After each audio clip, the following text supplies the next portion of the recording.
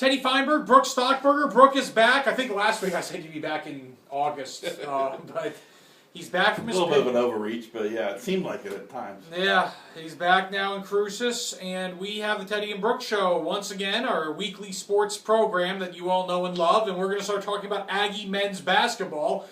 They are hosting Missouri, Kansas City, and Chicago State this weekend. Now, the Aggies are 7-3 in the WAC play. Some, or perhaps many, would call that a disappointing record. And aside from that, these are two teams that actually beat the Aggies on the road. Yeah, exactly. These were games they needed to win on the road against teams definitely, subpar compared to the Aggies. Kansas City. Safe assessment. Exactly. Chicago State. The Aggies have been playing really good at home, though. So I imagine they're going to get, payback and win both of these games. And they need to. They need to build that momentum up. We've been sort of waiting, saying, they can go a little bit slow. They've still got this conference in the palm of their hands.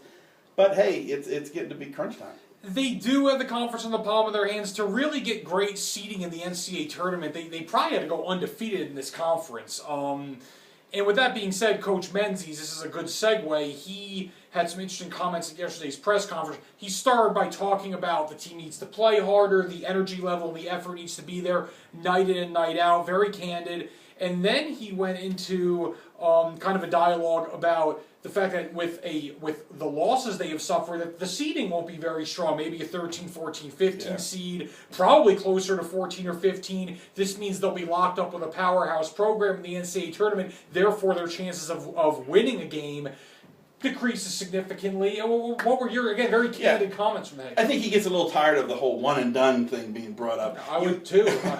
A couple of years you get into the NCAA tournament, people are happy, you're winning some conference tournaments, but then after a while people are like, well, let's go a little bit farther here. Let's get to the, round of 32, maybe, who knows, Sweet 16 someday. The Aggies haven't been there in 2 decades. But I think the fact that he said friggin' 14th seed or whatever he did, that was very colorful language, I think just shows a little bit of the frustration with that.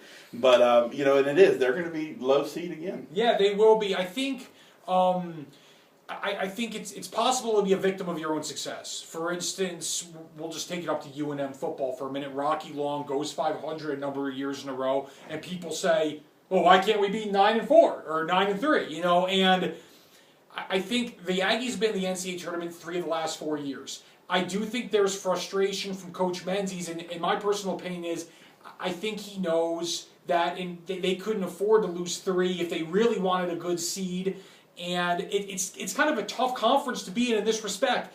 The Aggies are never going to be the favorite in a game in this conference. I think they're never going to be the underdog. They're always going to be the favorite.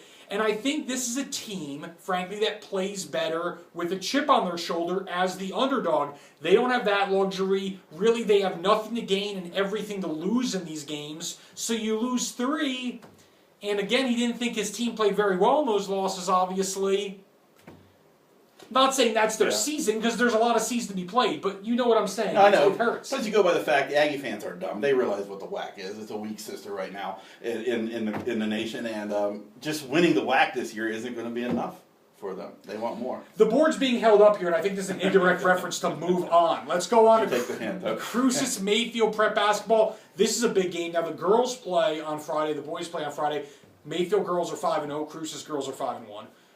And then on the boys' side, very clustered. Cruces is at 4-2, tied with Gadsden for first place. Mayfield and Alamogordo tied with 3-2 records. There's some big prep basketball games here. Yeah, they're just right. They're all clumped together there, like you said. And Tommy Morrow has the Trojans playing a little bit better right now, so that they can be on small upset alert for Les Cruces. It wouldn't be a big upset because both teams are right around the same record, 1 game off. So it'll be interesting. It's getting close in district play. Been a very competitive district basketball season locally.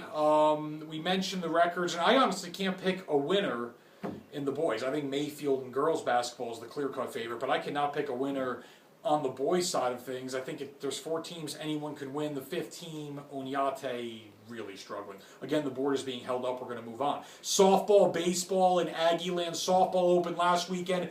Baseball hosts St. Mary's, so Aggie fans, get out there and check it out. Both teams kind of starting over in a certain respect. Aggie baseball replacing their entire pitching staff from a year ago, so that should be interesting.